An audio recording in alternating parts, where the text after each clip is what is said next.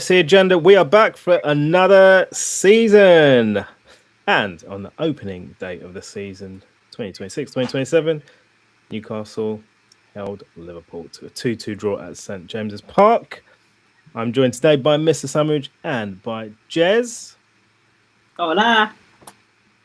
Good evening.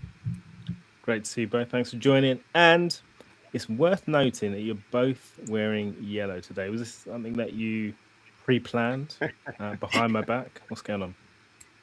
Sun is shining. The weather is sweet. Yay. Oh, you know, summer's still here. We're just soaking up the vitamin D. Happy days. Jez, did you watch this game? I mean, you sound extremely enthusiastic and full of energy and optimism. The wine always helps. Okay, fair enough. Mr. Savage, how are you? Needed it in parts.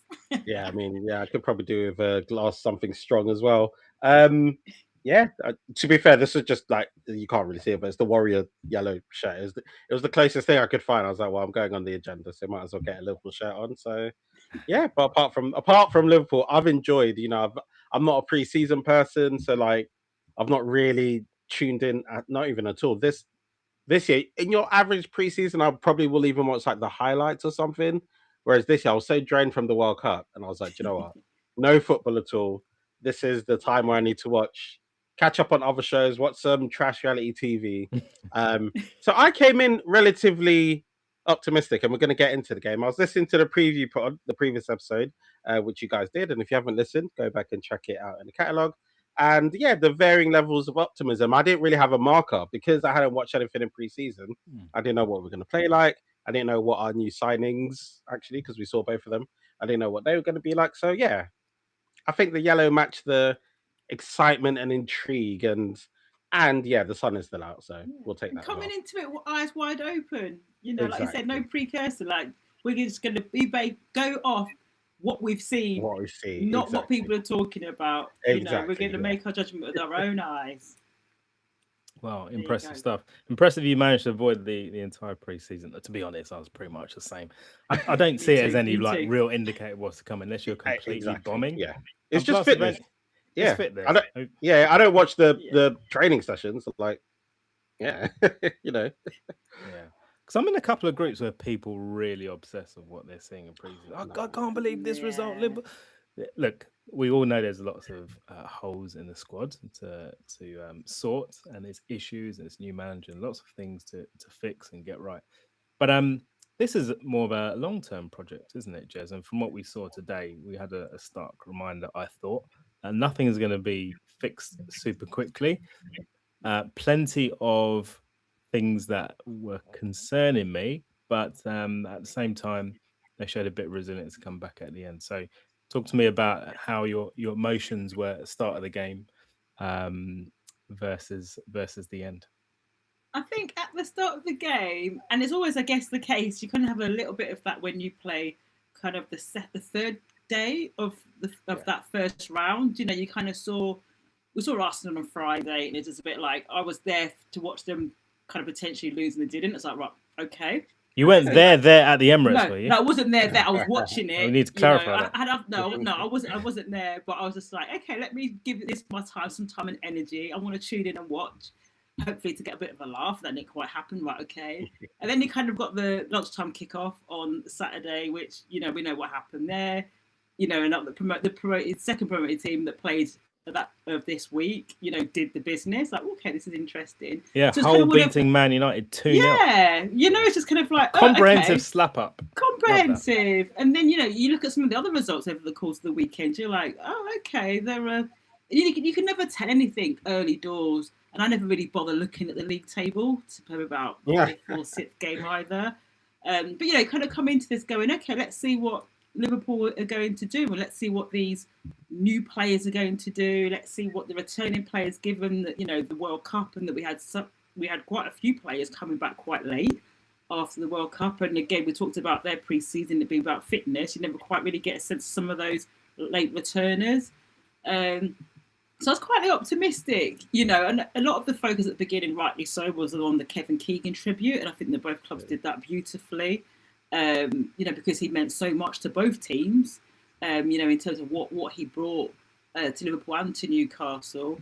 And then he had the extra kind of bit in the mix around Isak going back after, his protracted resilience about playing and everything to force it through his Liverpool move or whatever. So there were so many things swirling around this game, as well as the actual football game in itself. So I was kind of like, okay, let's see. There's a lot of questions, like you, Drew. Questions about the parts of the team, the squad, how they're going to play. Some of the pre-season things were around intensity, and Liverpool not been able to maintain the intensity. So it's like now we're actually in a competitive game that we're going to see. But yeah, there were. I went in with quite a few questions about squad depth, defence, effectiveness of the attack. Effectiveness of those who needed to step up, like Wirtz and Isak. That's the whole team, Jess. Okay. So just one. There's still a few questions. There's still 4 questions. So when you say at the beginning, that's kind of where I was at the beginning. At the end, I got with a lot More of questions. questions. Maybe not necessarily more, but the majority of them are still there. 80% of them are still to be answered. Okay. Thank you, Jess. All right. So on to you, Mr. Sandwich. What was your overriding emotion come the end of the game? Relief. The end was relief, just in a pure sense of you get a 95th, 96th minute penalty and a chance to get a point from a game. That's, high pressure. We saw some of the gamesmanship and, we're starting to see, Gakpo's holding the ball. I don't know where the commentators thought that Issa. I know that, Sky, they want their headlines, but it was always going to be Szoboszlai. So, I wasn't worried about that. I was just worried about, we've got a penalty. We can't lose. We can't lose this first game. Next best thing we can do is grab a draw. I think we've not lost since. I think we're now on the longest unbeaten first weekend run since 2013-14. So I think we can't win the game. Just do not lose it. So at the end it was relief, but definitely more questions than answers. A lot of the questions that Jess said she came into, like I said, because I didn't come into it with a pre-season context. Actually, as I was watching it, those exact questions were still coming to mind of like, right, okay, midfield. For me, midfield was the glaring thing. Whoa, yeah. We're going to talk about it all. So, but we're going to talk about it all. But I think like Jess says, some of those questions that were glaring. So, a lot of my questions at the end of the season and when Iraola was announced, a lot of those questions definitely still stand. Yeah, fair. And what's your feeling about the penalty taker? You kind of said Szoboszlai kind of bit nailed on. That's one of my questions. Is like, who is taking these penalties? Like I say, Gakpo had the ball. There was a bit of a you weren't quite sure who was actually going to take it, and Well, I was at Anfield last season when Szoboszlai absolutely blazed it over the crossbar, and I know he missed. I think he missed one. That one. I didn't. And I think he missed another one. It might have been the Champions League, or I might be misremembering.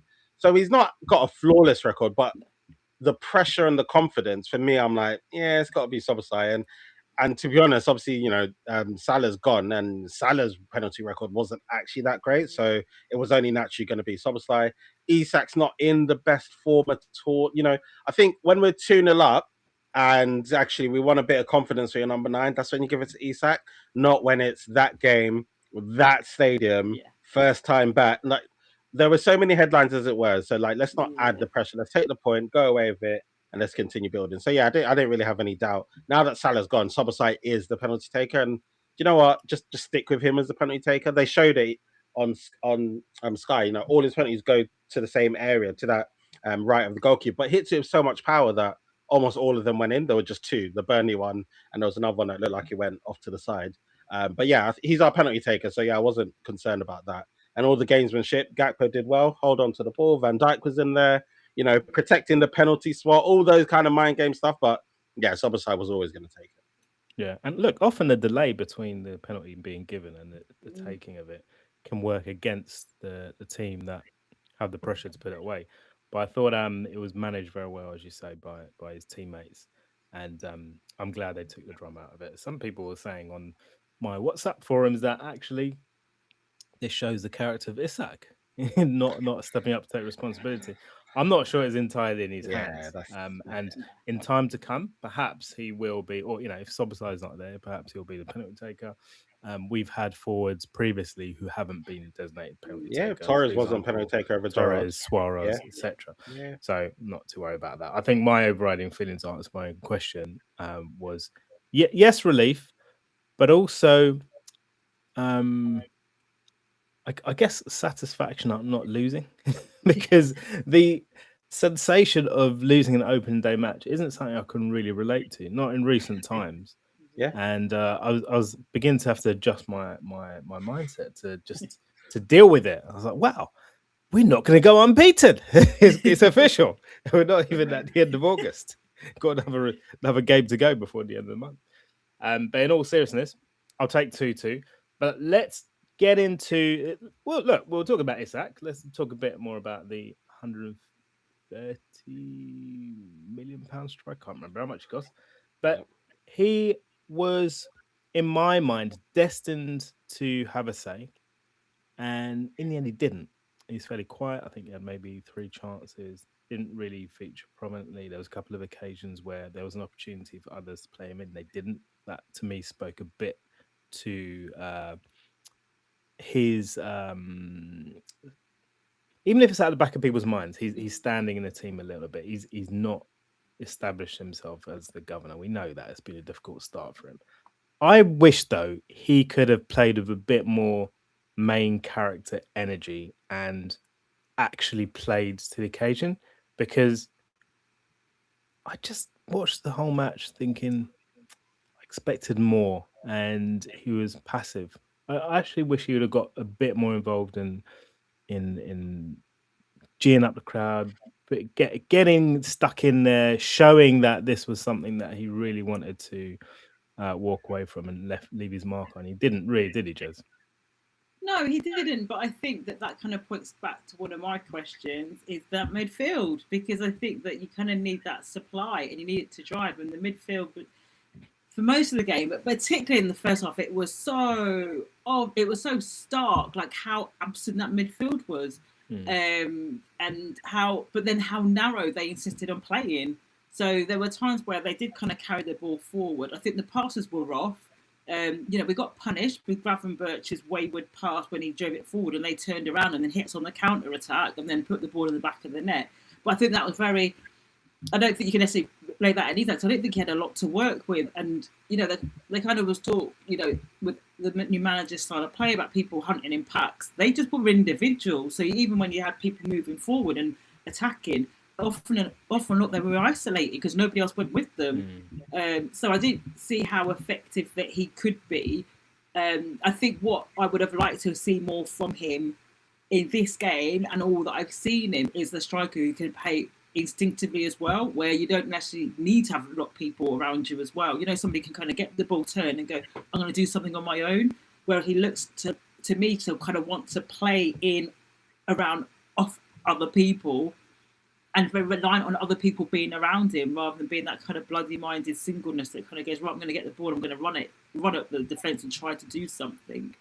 I think that's what I went to see, because it's not like he's not capable of that. Yeah, we saw in a World Cup, pre-World Cup friendly, he did that for Sweden.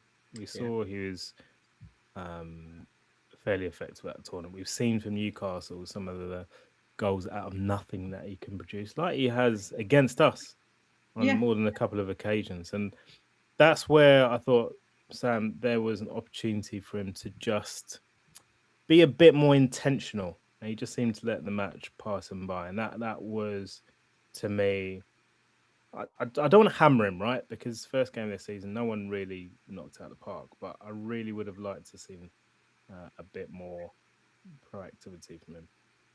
Yeah, and I think it touches on a couple of points you've both raised. One, the starting point of the team and how they perceive him. Like you say, that they're not looking for him. City, doesn't matter what player's on the pitch, you're looking for the number 9. I need to find a way to make sure that Haaland's going to get a chance. You see it with quite a few of the other teams, and actually, when they stick their strike up, even teams like Brentford and Igor Thiago and all of these teams, and actually Newcastle did it quite well today with Osula and Wissa dropping back as a 10. So they're playing lots of balls over the top. They're using their width to get the ball in the box. we weren't doing that. So this is one of my questions that is overhanging from the end of last season: is how can we utilize Isak? How can we make sure that our wing backs are looking for him? How can we make sure the balls being played through the middle end up with him getting a chance at the end? There wasn't enough of that. However, like I said, I don't want to hammer him because it's a catch-22, because the players also still have to do the job of looking for him. And our fullbacks today were awful defensively, even worse going forward. So actually, Isak was in good positions today, which is what wasn't happening as much last season. He was in good positions today, and they just weren't finding the cross. There was that Kirkes one where actually, if he played it on the floor, it goes perfectly into Isak. He tries to weight it up. Frimpong, every time you think, okay, now's the time to get it right in, just right in that spot where your number 9 is going to dart in about 6 or 8 yards out from goal, he's going to get in behind the defender. They weren't doing that. So I'm not really, I think the noise around the game, I think, exaggerates Isak's performance. So like you said, people talking about the penalty. If this was Brighton at home and I asked you at the start of the game who's going to be our penalty taker today, everyone says Szoboszlai. So, take away the noise of that. Like you say, yeah, he didn't really get into it. They showed the touch map or whatever it was, but he's the 9, and Isak is a 9 who wants to be up top. He's not going to come in for the ball. So I think that it speaks more volumes to how the team was set up and how they weren't naturally looking for him. And I think, especially the wing backs, I think Wirtz was semi decent in the first half and then absolutely tailed off, so he had to come off. But then once the midfield changed and Kumas came on and Szoboszlai's looking, they weren't looking for Isak anyway. And I think that's a much bigger problem, and that's something that's not been answered from the end of last season. So only took 5 minutes for Liverpool to concede, and with Konate in our defence last year, we had a ready and willing scapegoat every time we even did anything wrong. And unfortunately, he wasn't. By the way, he got a lot of praise in Spain for his debut this weekend, but unfortunately, he wasn't there to blame. Instead, Liverpool lined up with Jacquet alongside Van Dijk. I think coming into this game, most of us expected him to come off after 60, 65. It's kind of like bang on because his fitness isn't quite there. And Araujo came on to replace him. But it actually, the opening goal didn't arrive on his side defence. It was actually a ball over the top from a counter-attack. I hate conceding counter-attack goals.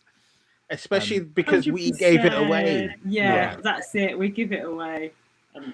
Yeah, and well, when you consider a counter-attack goal, it means, number one, you've failed to deliver in the attacking sense. Something's happened, something's broken down. And if you remember, Gravenberch turns, he does one of these lovely pivots that he's or pirouettes that he's famous for, drives in towards the box, gets to the edge of the D, and then has just like a wayward pass into Newcastle defender. They play it up the field. Alanga's running onto the ball, but he's still got a lot to do. And what's strange to me, Jez, is between Van Dijk and particularly on Kirkes, because it fell more towards his side, they were unable to deal with it because he just accelerated. His first touch was good. Okay, fine. But he had a lot to do between that ball being played over and slotting it past Alisson. So we all love a scapegoat on this podcast, and Ibu isn't around to scapegoat. So who are you penning the blame on for that one, Jez? It's not one individual. I think that's the thing with that goal. You can't put it on one individual. I think that is a team collective in terms of how poorly we defended that attack and allowed them to advance that far off the pitch as well. Because if you look at where Gravenberch had actually laid off the ball, he was quite far forward. But it was just one of those, was just like, where was the midfield? Okay, it goes back to my original question. Where was the midfield? And it wasn't just that instant. It was a lot in that first half in particular. Like the midfield was like nowhere. And it's so easy then to like just penetrate and drive through the middle. And it's the shortest, it's like, as the crow flies, because you're just straight down the middle. It's not like you have to go wide to like create some space and then come back in. And you think that they've done enough because you pushed him wide. Then you have to look at the goalkeeper and the goalkeeper's position and going, really, should Alisson have to be being beaten from there, from that angle? I mean, he's got a lot of the goal to, but he's fairly wide. He's not straight on. It's not like he's crossed near enough to the penalty spot or anything like that. So there's just a number of things, and that's when I was just kind of like, okay. And I think that Daniel Sturridge alluded to it in the post-match kind of analysis. You know, he's kind of called about Liverpool needing a defensive midfield, like somebody's going to be there to kind of fill some of that space and to maybe potentially cut all of that. And I think that with the midfielders on the pitch at the time, I think that was quite clear that was lacking.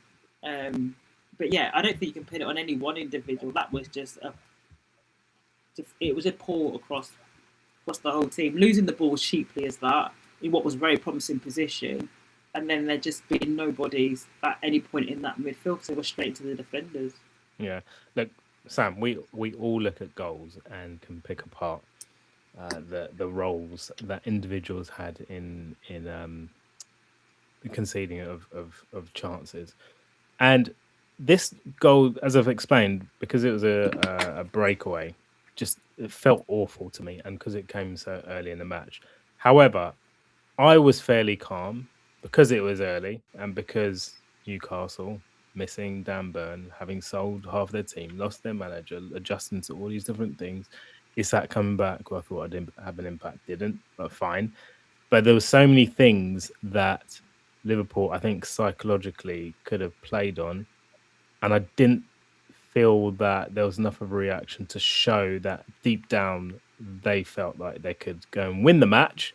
Yeah. But how did you feel when that goal went in? What were your optimism levels like? Because I'll reveal something to the listeners and viewers. You actually said in the chat, I think jokingly, that your optimism levels for the season had immediately dropped. They did immediately drop, to be fair, because I came in, maybe I was probably about 7.5, maybe. And I think that because this, it was so, like you said, I think the disappointing thing is how easy it was. And, like Jess says, we've watched 8 other games, those of us that play fantasy football, you're on top of all the other games. You're like, right, who's doing what? I'm watching the City game. I have that deflation of, all right, well, I'm thinking I'm going to lose. And then they ended up winning. And then you're like, right, Liverpool finally playing. It's a new season. Let's hit the ground running. Newcastle have a new goalkeeper. Half the team's not making their debut. They've sold all their best players. The manager came in halfway through preseason. Isak's return. This is the perfect. And then 5 minutes in. Yeah. Like, and I think that's the annoying bit, like you say, of like, everything that built up to it, all the reasons, and like you said, going down our left-hand side, and Kirk has definitely, he showed Elanga he's a good player. He's a good Premier League player, but Kirk has made him look like a world beater today. So I think once that happens and the way we conceded the goal, then it's like, right, okay. It's going to be one of those games, and invariably it means it's going to be one of those months, which leads into one of those seasons. Like, not enough has changed. That was what my immediate feeling was. Not enough has changed since last season. So actually the turnaround is going to be long. And I'm one of those patient people. I'm like, yeah, do you know what? This is 100% a transition year. This is let's just get into the Champions League, maybe have a half decent cup run, and just try not to lose 7 games in a row. Like, my expectations are really not that high, but that was quite alarming of like, okay, same again. And I think we didn't have that reaction. Like you said, we didn't really seem up for it. And obviously, the tribute was emotive. The Newcastle fans are up for it. Oh, yeah, but on the pitch, our players really should have actually been like, actually, no, we should be playing around these lot. And that started with the midfield. And I think that's definitely what probably my biggest disappointment today. Yeah. One of my biggest disappointments is that the best Swedish player on the pitch was not Isak. Well, yeah, exactly. It was Elanga. You say he's a good player. When you look at the stats from last season, I'm pretty sure he got like 1 goal in 30 odd matches. And so I think this, they said this, isn't they say it was his first goal in like. No, that's for Joe Willock since February 2024. Yes, so both goal scorers, neither of them have any kind of. They're not well beaten, definitely not. Yeah. But anyway, I felt that in that first half we were stretched a fair bit, but not to the point of panic. And I thought that was actually down to game state, us being a goal behind, and when you have something to protect and it's early on, you can be a bit bold. And I thought Newcastle did that. if you look at the stats on the screen that I pulled up a few minutes ago, you can see that possession-wise, Liverpool walked this one almost, well, over 60% of possession. And I think a lot of that was off the back of what they did in the second half, where they were a lot more front foot and intentional because they needed to be. However, I would say that the rest of that first half is a bit drab from the Reds, was it not, Jez? Yeah, no, it was. And like I said, you kind of expect a reaction, and kind of picking up on a couple of things Mr. Summers said there, it kind of just felt like, I just kind of felt like, oh, I just want to see Liverpool go again without conceding.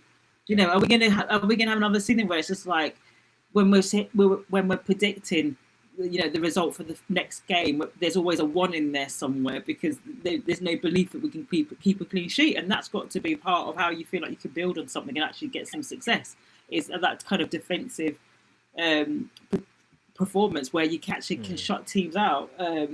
It was there was a bit of trepidation. I think maybe that's part of. I think when I try to be a bit more reflective and objective with this, there's a lot of change. We know there's been a lot of change in the squad. There's a lot of clear out. Looking at that 11, it's like, okay, decent. You look at the bench, it's like, okay, if we really get stuck, who's coming on to affect this?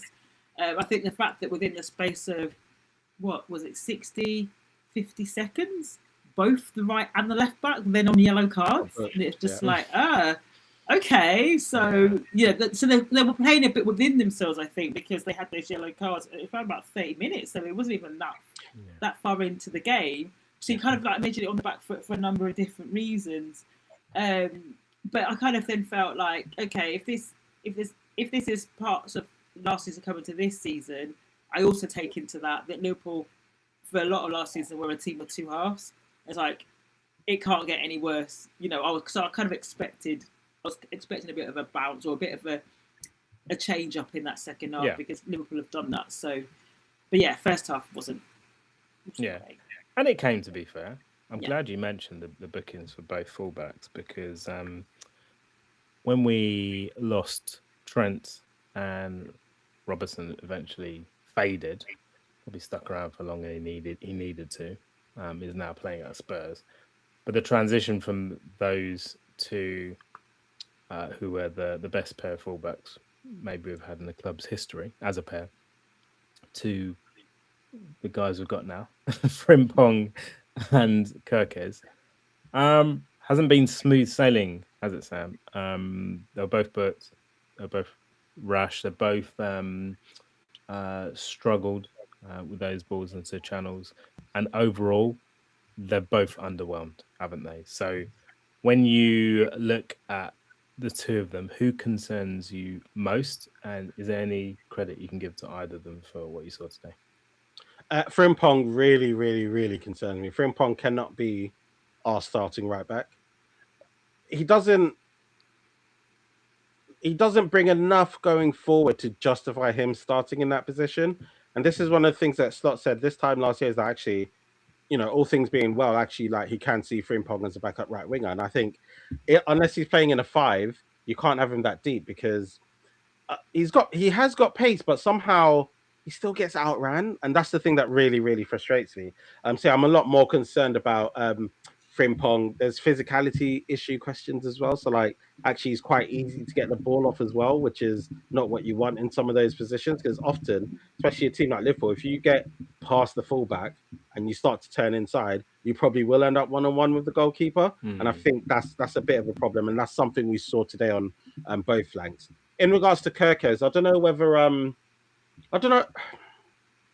I think with Kirkes, I can see it a lot more in terms of I can actually see there's a player there. We saw it in the Premier League. Maybe there's a little bit of bias there. He definitely stabilized, last season around just after the Christmas time, I think anyway, objectively. And I think today he was run a bit ragged, but I also think he wasn't supported. So with Kirkes, he knows that Van Dijk's not going to step up with him. So, like, he actually kind of has to watch both the flank and the inside. Whereas what we've always had on the right-hand side, and like you said, why Ibu was always at the scene of the crime, which is what was the trend, is because he commits, he comes forward into the space. So actually the right back almost often just has to look on their outside because the right centre back's almost always going to be a bit closer to them. So Kirkes does have more to do higher up the pitch, which means he's recovering a lot more. And I'm seeing that. At least I'm seeing it. I'm seeing it with Kirkes. I'm not seeing it with Frimpong at all. And I think, yeah, the yellows. I mean, who is it? Stuart Atwell. He's a bit yellow card happy, and I think even one of Wiss's wasn't a yellow. Frimpong's definitely wasn't a yellow. Kirkes was caught. You know, he was caught out, and I think he's going to have nightmares about Elanga. But yeah, when that happens, like Jess says, within a minute of each other, 30 minutes into a game, we're already losing. Newcastle pinging balls over the top. Like it's not going to end well in that sense. But yeah, Frimpong, I'm a lot more concerned if he's the number one right back choice. I don't know if Bradley's back anytime soon. I'm really not sure about Araujo, starting right back in important games. I think it's JWS that mentioned when you guys did the preview. Yeah, some people have been suggesting that would be a good solution. You don't really see it. I don't think so. He's rash. And again, when I listened to the preview pod, and I think it's JWS saying, yeah, you don't watch Barca for their defenders, but Araujo is someone who's always at the scene of the crime. He picks up ridiculous yellow cards and often then ends up on the second yellow. He's not reliable either. He's very rash, very ill-disciplined. And it's one of those where it's like, that's desperation of, okay, we've got maybe a couple of injuries or maybe a couple of suspensions or 3 games in 8, 9, 10 days. Yeah, he can start one. But if he's our starting right back for big, important games, we have really, really big problems. But then kind of looking back at both of those, both Frimpong and Kirkes, I think I'm with you, Mr. Sandwich. I think Kirkes I'm more comfortable with than kind of Frimpong. But I kind of felt like Frimpong had Rio in front of him, and Rio didn't have a good game.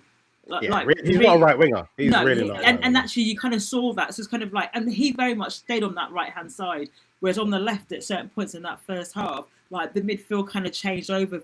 Whoever's in the middle kind of would go on the left. So you had Verts out there at some point, or obviously you got Gapco, but Gapco would come in and somebody else would kind of cover that position. So there's a little bit more movement there. So Kirkes, I think when he goes forward, he kind of knows he's going forward because everyone knows, okay, I can move inside because he's going forward. Yeah. Whereas Rio very much hugged that right wing. So there wasn't actually that much space for Frimpong, I felt, to drive into because Rio was there, but then Rio was quite ineffective as well. So in my head, I was kind of thinking, okay, maybe I need to give him a little bit of grace there because of the and I don't actually think it was Rio in terms of the player. I think maybe that's a tactical thing because you saw a lot of that movement more on the left than you did on the right. And I think we were just very weak on that right side from back to front.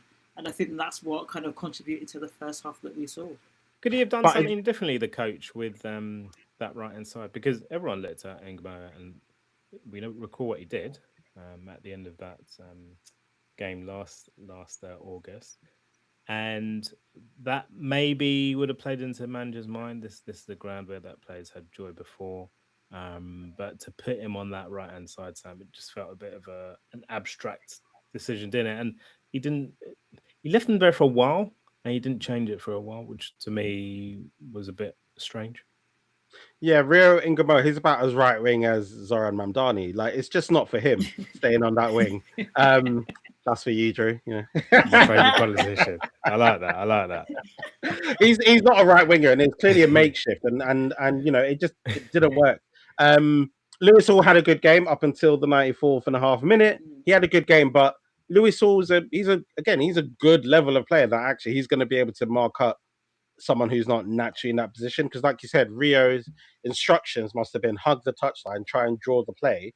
And he stuck to it. He's a young kid. He's going to listen to the manager's instructions. Whereas when he plays on the left, he's looking for the ball. He plays 1-2, so he cuts in. So we weren't seeing that. And I think it's clear that he's a makeshift.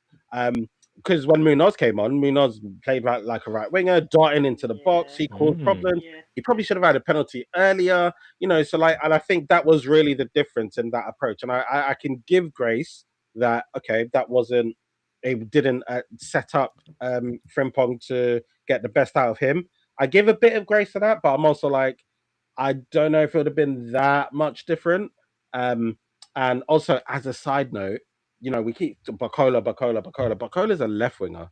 And I think that's why the club's now going for Minte, because actually we need specialists in that position because left wing and right wing, they're very, very different. This isn't the difference between left centre back and right centre back. They're so different in how you play, how you come in on your inside. So someone like Gakpo can be effective on the left because he knows he's going to cut in. He knows he's able to go a bit more advanced forward. Someone like Rio and Gamoa, you can't. He's not effective hugging the touchline on the right hand side, and Barcola is not a right winger. So I'm also like, yeah, we still need to get an actual right winger. If it's Minte, fine. I think Minte's the kind of player. I'm not just doing a lazy Mane comparison, but someone who, when you've watched him in Brighton, you're like, oh, there's a good player there, and you're just hoping he can translate that and fit into the team if we sign him. So yeah, I think the right wing, and Munoz was obviously signed as a backup right winger to develop into that position. But I think it speaks to the wider question of the work that we still need to do in the next 9 days, whenever the window closes. But right wing is definitely, we've essentially lost our greatest ever right winger. So like we have to, we can't replace him directly, but we need to find a way to replace the output in a couple of players, and that's something we really need to address before the window closes. I'll be honest, you're depressing me a little bit, and we haven't even got to the second half. Sorry. And Well, look, the second half was better, so the second half of this pod will be cheerier as well. Okay. And look, if we're going in a sequential order, we can go in the second half and talk about how things are better. But since you brought up transfers, I'm comfortable sticking with that conversation for now, because this week, as you mentioned, there was talk of a bid. It was confirmed by all the real ITKs in the game that it was a legitimate bid for Minte, £50 million. Then the second bid went in, edging towards 55, I think it might have been. Might be making that figure up. But anyway, it's significantly higher. That was also rejected. Jez, Minte, his numbers aren't good. Yeah. I think it's something like 2 goals, 1 assist, something like that. Not much more than that if it is. How comfortable are you with them going back in for a player? Because I get the Sadio Mane loose comparison, but we'd seen Sadio Mane score the fastest Premier League hat-trick or whatever. We'd seen at his best. Unfortunately, we got him consistently at his best level when he walked through Anfield doors. He could be a menace. No one's looking at Minte saying this guy's a menace. Now, I know you're not the kind of person to dwell too much on players before they put on a Liverpool kit, but what is your feeling in principle for us going for that level player at a price bracket that really means he has to start, right? When you look at him, what you think and what you're feeling about Liverpool's pursuit of this guy, and could they be looking at someone else? Like I said, there's 9 days left for the transfer window. There's not a lot of time to be changing direction or strategy within this. I mean, these are people who should have been identified at the end of last season. They should have been pursuing it from when the season finished, way before the transfer window opened. So the fact that we're going in for Barcola, and he was valued at 150 mil, they weren't happy to pay with that, and it kind of then starts showing actually how much money are actually Liverpool prepared to spend. Is it a case of they go all in on one player, or is it now the realization that the squad is still quite thin? And actually, we need more than one signing to come in and bolster this up. But I think that there's questions that are asked about the depth in the midfield now that Curtis Jones has gone. And not to say that Curtis Jones was a star in 11, but he was a dependable squad player.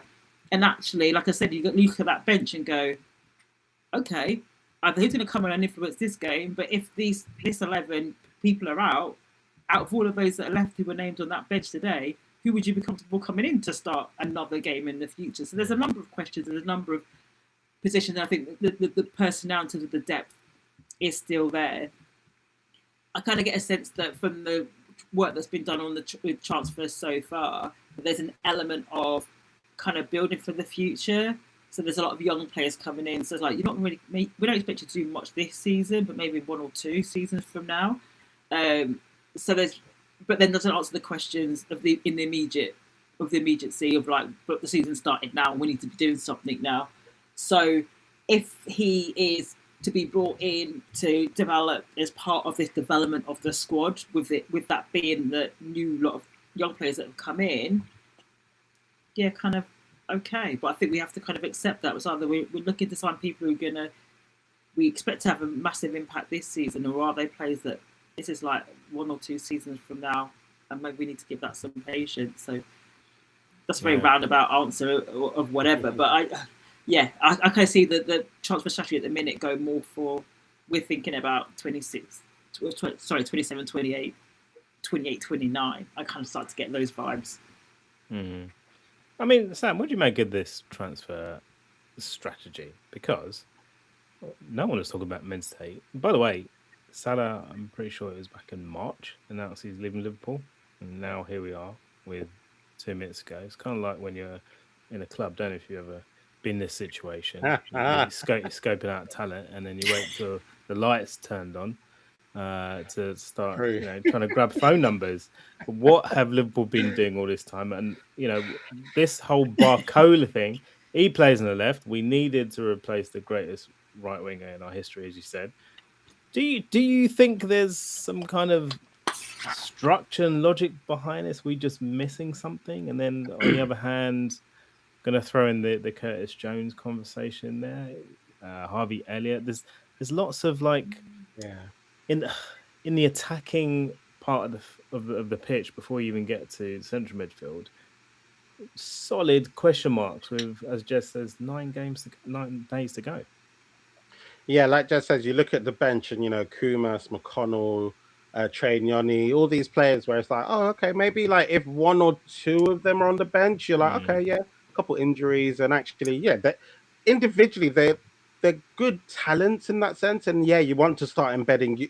You can't have 4 of them on the bench. No. Like in the first We're game Liverpool. of the season. You need sure things, don't you? Yeah, that's what we expect. That's what we demand. That is why we have aspirations of going for the big prizes, competing for the big prizes season after season, and we call ourselves a big club. And I think, so there's a question, okay, well, then why wasn't Harvey Elliott on the bench? So again, are we trying to ship him off? I don't know if he played was it Como last week? There were 2 games. I don't know if he played either of them. So is he injured, or are they trying to ship him off? Curtis Jones is gone. We've had there's been quite a lot of a circus around Curtis Jones. But like Jess says, who's the replacement? Who's the replacement in the squads in terms of a player that Curtis Jones could start Champions League games. Curtis Jones could start Premier League games back to back and come in and be, play to quite a good level. So who's doing that? I'm not sure if Trey Nyoni could start 3 games in 2 weeks for Liverpool. Yeah. And a Champions League away game, going away to Nottingham Forest, like all of these things. So there's so many questions there.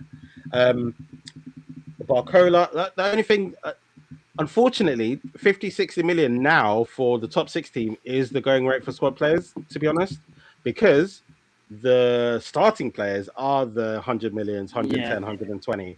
Buwadi, who's just gone to City, 90 million, I think, the whole package. So actually, Minte and the amount of money, and we've spoken about Liverpool and their revenues, that is broadly a squad player. So I'm not too uncomfortable with that fee at all. But like you say, if that's 50-60 for a backup, then the PSGs and the other teams are going to say, well, this is someone who's clearly good enough to start for you. So give us 120, 130, 140. And I think with 9 days to go, if we still haven't sorted that out, there's alarm bells really ringing. And I think PSG don't need to rush on that one either. They don't need to rush at all. They've signed Torres. They've already got their replacement in. If they don't sell Barcola or I've forgotten his name, the slightly younger winger they've got, that's fine. There's PSG. They are going for a treble again. So there's enough games to go around. Gakpo, we've heard the rumors of Gakpo. So the flip of that, and I think as mentioned as well in last episode, is that we take with one hand, give with the other. So if we're trying to offshoot Gakpo for about 90 million, then we're going to pay about 50-60 for other players. But he's been linked with Spurs. Spurs have signed almost. I don't know if Spurs can physically sign any more players. I don't know if they've got enough everybody in their changing room, and they've signed a lot of attackers. So I don't think they're going to now come and drop 90 million on Gakpo to release more funds for us to get other people. So again, we're stuck in this classicism of upstairs of well, actually, I thought Richard Hughes was going to Saudi, but he's still there. So who's making the decisions? Michael Edwards and leaving the FSG role, and we're just stuck in a bit of a paralytic state where decisions aren't being made, players aren't being moved on. Curtis Jones almost essentially had to force the move to happen in a way where it's no, I want to go to Inter Milan. we've heard this bid of Inter Milan for 30 mil that came in ages ago. Lo and behold, he's now gone for about 30 million. So like it's not like we hardballed Inter Milan and got 45 million for it either. So like what's been happening in pre-season? What's been happening where we put all our eggs into Diomande, and then once we were quoted the price, we were able to quickly pull out and say, actually, we're not paying 120 plus for him. But we've then not done anything with that. We did really well to scoop Munoz, got his release clause, grabbed him from Newcastle. He's a squad player. But where all the other work? What's happening? Arajo seemed like when you're shopping and you go past the reduce section, and I'm sure this analogy is going to be better than my nightclub one. Then I'm trying to get you out of trouble. You've got your shopping list. It was in my past. Yeah. You've got your shopping list. You walk past the reduce section, you have a little look and say, oh, actually, I will grab that because reduced, and it's going to be 97p versus £3. Of course, I'll grab it. It's not what I wanted, but actually, I'll have that pizza or I'll have that whatever it is. Tesco's finest. It's usually £5. Got it for £1.50. So like Arajo, we were walking down the clearance aisle and we got him. But what about the rest of the shopping list? We came into the pre-season with a shopping list of positions we knew we needed to do, and we've just not done enough work. And I want to say, like, picking up both your analogies, I kind of wish it was a bit like the middle aisle kind of analogy where you go in your shopping list and you get what you want, then you go, I have that as pleasantly well. surprised. Exactly. I've got my food, I've got a Pyrex dish, a garden chair, and a lazy boy like hot tub or something that you kind of just all the extra things. I kind of wish we were like that, but it's kind of like, no, we've gone to the middle aisle and not actually looked at the shopping list at all. And I will go back to your nightclub analogy, Drew. Thank you. It is kind of like, it's good, there's not that long to go, but I'm confident that the lights go on and it's like, now I'm sober. Yeah. Now I'm sober. Okay. I'm quite glad that I'm going home. I'm glad I'm going home. Yeah. Better like next time. You could, when the lights come on, you can dodge a bullet. I remember one time, Kenny Dalglish, I thought you were going to tell us about you. I thought you were going to tell us a story about you. I wasn't waiting. I was just like, you know what? We're mixed gender podcast. Like, I've got stories like that as well. But I don't know what you take me for, all right? But I'm not that dumb. I remember one time when Kenny Dalglish did all his shopping before they closed the window, and he was sat smugly at some award ceremony, and people saying, "Oh, hasn't he done well to get Stuart Downing and Charlie Stuart Adam Downing, Danny Wilson, and Danny Wilson?" And I was looking at it, so I'm thinking, you got the profile of players you're after, but they're not very good. So I'd rather Liverpool at the end of the season they surprise the hell out of us and get an amazing DM and a right back who's going to bomb out Frimpong and a right winger in the next 9 days than they spunk it on like, okay, we've got this that we needed, but it don't turn to be very good.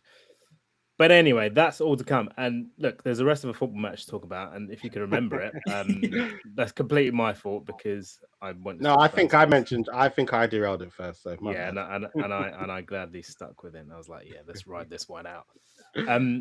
But I guess, well, look, if we want to stick with transfers, but segue into the second half, we can talk about Munoz. He was when he came on, impactful. He earned the penalty that got us the draw in the end. Came on 63 minutes with McAllister, Ngamo, and Wirtz went off. He's also sprightly, positive, direct. Everything that Liverpool had been lacking in those wide areas. So how much credit do you give him, Sam? I think that he was lively, and actually sometimes you just need that. And I think what's interesting with this game is that you look at the stats and you hear Areola's comments after of like, actually, we had most of that second half, and actually Newcastle were sitting back. There's substitutions. I mean, they had the privilege. They were 2-1 up, and actually we weren't really testing the keeper. But we had the ball, we had the possession, we had the shots on target, all of that stuff, all those stats. When you show the momentum chart, actually the second half was the biggest gap between how they were playing and how we were playing. A lot of that was down to Munoz. And I think sometimes there's something in just having a winger that can just run at the defender. Just run at him. You're either going to get a corner, you're going to get a cross in, or you might get clipped. Whereas if you're always running, stopping, looking back, looking for the off lay, looking for the pass, you lose possession that way. And someone like Lewis Hall was actually then able to sweep up quite well. But yeah, Munoz, he caused a lot of problems, and I think that I think we've got Forest as our first game at Anfield next Saturday. I think Munoz probably should start just so that we can at least be a bit more direct and actually just like play him, see what he's about. You know, he's new signing, ride the new signing wave. And sometimes, yeah, you want in bed players, but sometimes throw them in, let them get excited, let them get their debut off their back. Maybe they get an early goal, and their career starts off quite well. They get an early goal or an early assist, and then the pressure's off a bit. So I'd quite like to see him start because I think, yeah, the final third of that game, definitely. I think we definitely had more of the possession, more of the chances, and a lot of that was coming down the right wing, and a few chances on the left wing where Gakpo again was doing his normal. I think even Gary Neville said, "You know what you're getting with Gakpo. He's going to cut in. He's going to have a shot." I know Jez definitely thinks the same, but that's what brought us back into the game. And I know you're going to come onto it, but that's what brought us back into the game with Gakpo on that left hand side. But having actual wing play is something that we should utilize. And someone like Munoz, who's rapid and looks direct, I think would be good. Yeah. Jez, Sam says, you know what you're going to get with those kind of players. So it's like, when you're dating someone. No, I'm not going to get that really. Gakpo. I especially love giving you the opportunity to sing the praise of Cody Gakpo because I know you are a lifetime member. In fact, the head of the Gakpo Appreciation Society, El Presidente, on 55 Minutes, after having I wouldn't say it's a wild effort, but effort that went over the bar, and he decided to look effective on that left hand side. He actually did manage to drive hard and low into the Newcastle net, unopposed on the edge of the box.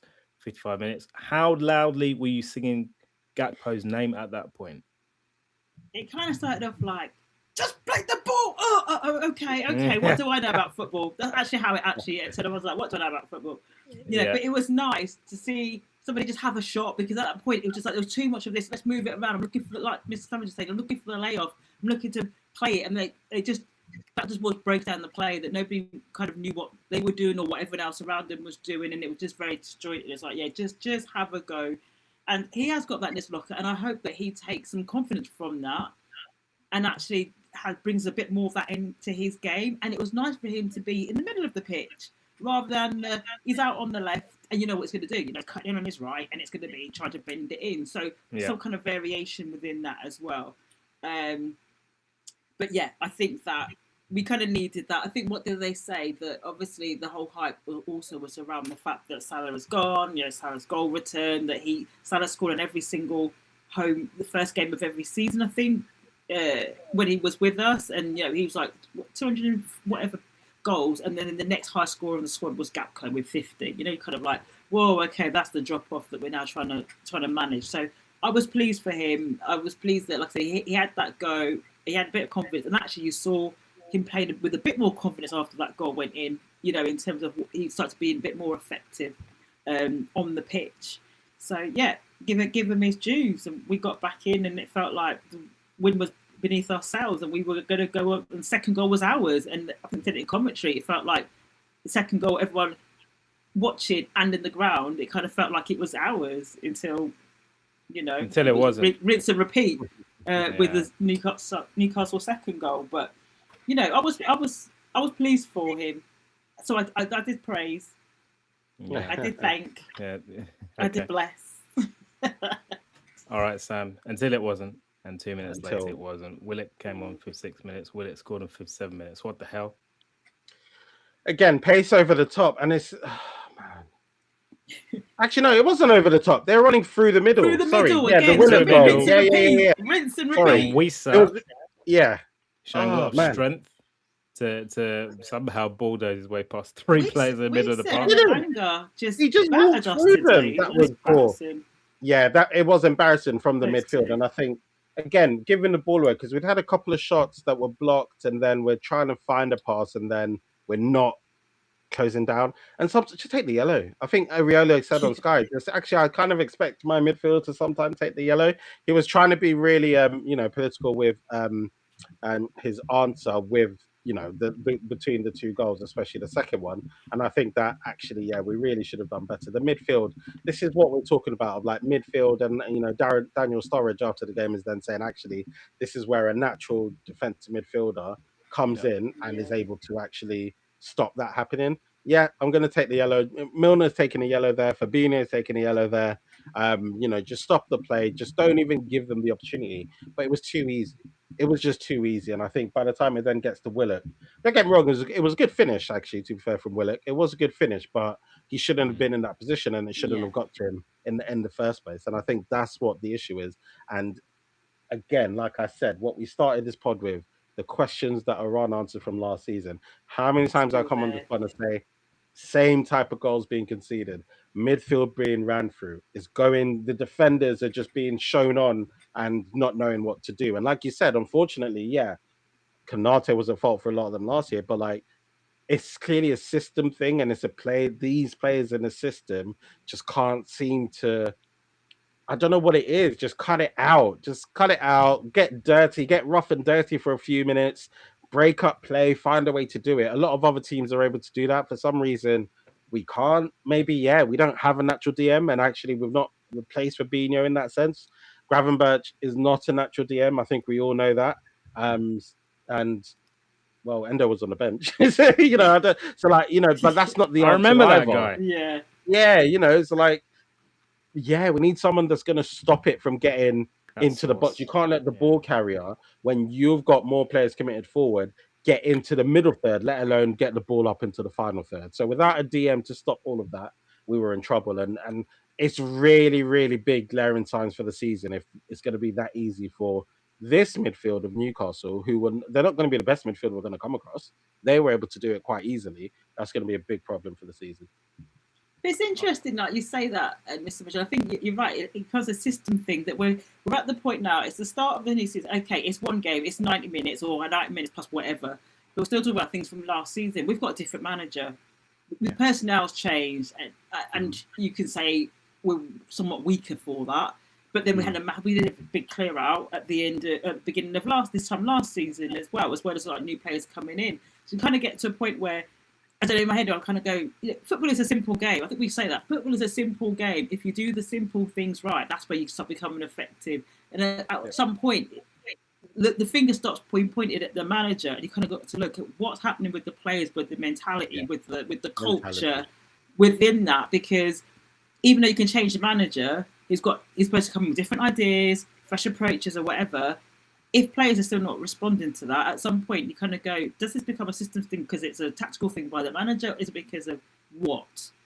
And it starts hard to then trying to pinpoint what it is we need to do to rectify that to move on. Yeah. So I'm kind of just hoping that this is just, like I said, first game, and then actually you start seeing a bit more of what the manager's bringing, what he's trying to do, and the players reacting to it. But if we're kind of still having this type of conversation, October, November, December, then you're kind of like, there's something else going on here. But I don't want to be too forward thinking and be too negative, because I was optimism level 8 last pod.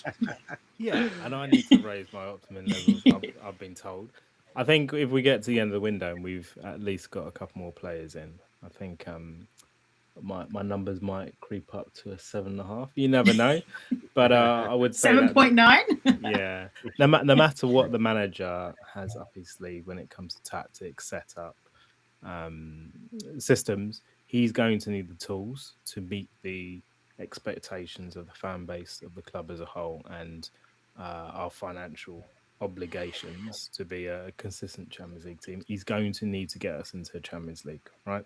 Yeah. And with that in mind, this week we've weakened our squad yet again. Sorry to bring it back to transfers, but if you could only have one player, one profile walk through the door right now, where would it be? Which position would that be? Start with you, Jez.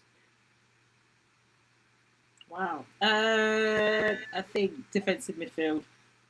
I think we need to plug the midfield. I think that there's enough. Although I hated Szoboszlai playing at right back, I think you've got the stronger options there in terms of filling in.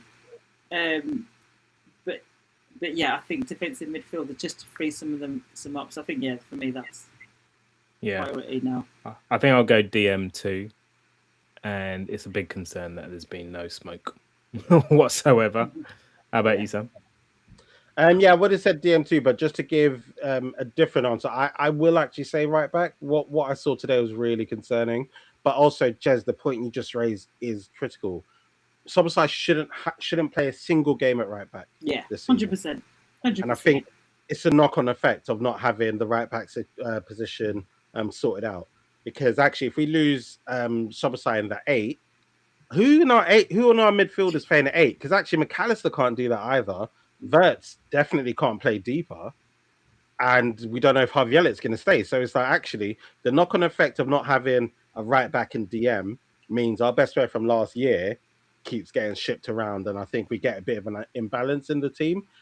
So, I mean, the answer is definitely DM, but I will say right back because it actually starts to unlock some of the other positions as well and some of the other issues. So that's what I'd say. Or maybe a midfielder that can fill in genuinely and legitimately at right back. Because I think Jones, I can see you shaking your head, but hear me out.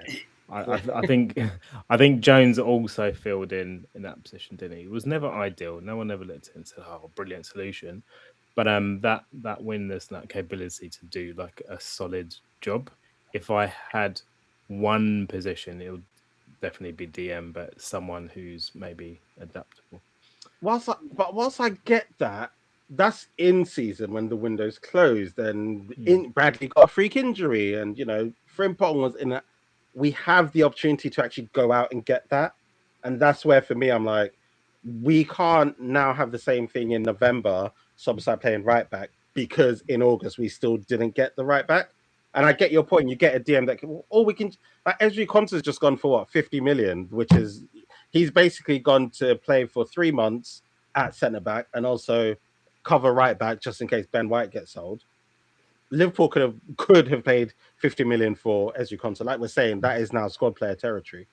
We don't need to repeat the same mistake just because it kind of worked. Because Sobosai was really adaptable doesn't mean that it should be the fallback option when we can still do something about it. So Araujo, yes, but I think we're going to have a podcast this season where Araujo is going to start right back. He's going to have a nightmare, and we're going to be like, we probably should have signed an actual out-and-out right back as well. I think there'll be many podcasts this season where we look at right back. There will be different names, and we'll it'll be different names. I mean, interestingly, the last DM we did sign was Endo, right? After missing out on Caicedo, we then went for what we thought over 3 years ago was a short-term fix. It ended up being okay. We'll just ride with it, and they also signed him with the intention of him being able to drop back occasionally and play centre back. But anyway, look, let's end on a couple of positives. Here's some nice stats for you to take in. Liverpool remain unbeaten on match day 1 in the Premier League in each of the last how many seasons, Jez? Have a guess? Is it 13, 14, something like that? Correct, 14. Since 2013, 2014 under Rodgers. That's why in my brain I was like, no, this can't happen. We didn't, so that's good. And Sam, Newcastle are now winless in 20 straight top flight matches against Liverpool. That feels great, isn't it? It's been, yeah. We've had Newcastle's number for quite a while now. And even Iraiola's he was undefeated at St. James's, I think they said. So this is 4 games undefeated there for him as well. So, all good signs. We took their striker as well, and we took their transfer target this summer. So I think they're probably happy to just get Liverpool out of the way, and they can just now look forward to the rest of the season. Yeah, we've taken each of their targets, but don't worry, no more dates and allergies to come. Now, ahead of our next game, I'd like to get your predictions before we leave. And coming up on Saturday at 12:30, lovely midday kickoff, we have Nottingham Forest at home. That's been a nice, easy tie for us for the last couple of seasons. How's it going to go this year, Jez? Score. We've got to win. They've beaten us at home 2 seasons on the bounce, haven't they? So we've got to break that. We cannot have that. We have to make Anfield a fortress again. And these people who kind of feel like, you know what, we've got something on you there. We need to be stubbing that out. So I say 2-1 because I can't see us keeping a clean sheet We're not either. keeping a clean sheet Mm. Not anytime keeping a soon. clean sheet. But again, it kind of this is where you need like your strikers and Isak to hopefully in front of a home crowd, where it's not that pressure of kind of going back to your old stomping ground and all the new noise around it. You know, actually kind of stepping up and like we said, he needs to step up. He needs to show himself this season. So 2-1. It's worth saying it isn't the same Forest side anywhere near as last year. And I think they lost 1-0 to Leeds this They weekend. lost yesterday quite late. Yeah. Okay, Sam, score prediction, Yeah. please. Yeah. I'd probably I'd take, and I could see a 2-1. Unfortunately, I don't see when we're keeping a clean sheet anytime soon. Um, uh, I do want to say I was trying to avoid it, but Van Dijk was not good today either, and I think you know, like we need him to marshal the defense, and as much as we're going to talk about the wing backs, and that's why I was giving a bit of grace to Kirkes because Van Dijk also wasn't playing that well, which meant Allison was quite rash just a couple of times. He was a little bit rash because he clearly doesn't trust what's in front of him. Jacquet, who's a new signing, Yeah. That's that will first down. build. But also, he saw that Van Dijk was shaky, so he's trying to be like, okay, I'm going to step up and clear it off. And it's like, yeah. So I think, I don't know when we're going to keep a clean sheet, but it may not be anytime soon. So yeah, I could see a 2-1. But yeah, no, we have to beat Forest. Like we can't, and it'll be with different managers as well. Like what? Different Forest teams, different managers, and There is such thing as bogey teams. Crystal Palace. no, Being yeah, one of them. there's bogey teams when it's the same manager and you've got a player who's just rises up and is always. This is a very different Forest team than last year, and Sean Dyche's Forest team was very different to Nuno's the year before. So, yeah, we have to find a way because that will be an awful first game for Iriola. And I think when we're talking about some of the hangovers from last season, not that the noise will change, but it, you start looking at right. Well, the noise is going to start getting louder because the noise is there about is he experienced enough for a big club? Is he able to take on the pressure of that? You have to win the games at home against Nottingham Forest. You can't lose away to Newcastle. Like these are the things that he's going to start having to get his head around. Of like, yeah, we have to find a way. So I think I'm really hoping that he's able to find a way to get us a win next week. And like I said, I'd love Isak to just get a goal. Just get it anyhow. Just come off your knee. Just bundle in. Just get a goal. Complete a game so that you're not thinking about your fitness and then you're not thinking about a goal drought. Get a goal at Anfield. Let's get the manager off to a win in his first game at Anfield. And hopefully just give us a little bit of a boost going into the final days of the transfer window as well. And even with that, with Isak, I think if we get to that extended international break and he's not got off the mark, then I'm kind of worried. So I think he needs to get off that, get up and running, bundle it in early on this season. Yeah. It would also be handy, would it not, guys, if we could get a performance and a goal from Wirtz, who was hugely effective today. I'm in my mind less worried about him because he's more replaceable than Isak, because we only have one other senior striker available and he's injured for a long term. So I would like to see both of them. I'd like to see the connection between them grow, develop, and prove itself, so that we can be in a more comfortable and confident place. All right, guys, at least it wasn't a pain cast. We didn't lose. It nearly was. Nearly was, yeah. Yeah, it nearly was until Mino stepped in to win that penalty and Dominic Szoboszlai dispatched it emphatically. Finished Newcastle 2, Liverpool 2. You've been joined by Jez. You've been joined by Miss Sandwich. Make sure you hit that notification bell so you know when we are live on whatever podcast engine you're listening to. Give us a 5-star rating.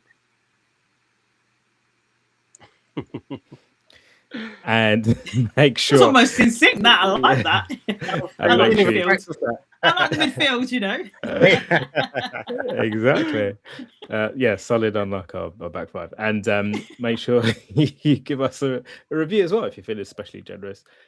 We shall catch you next time. Thanks to those of you who watch us on YouTube, and for those of you listening and watching back, we are here after each and every single Liverpool performance. Win, lose, draw, we shall be there. Big thanks to Jez. Big thanks to Miss Sandwich, and we shall see you next Sunday.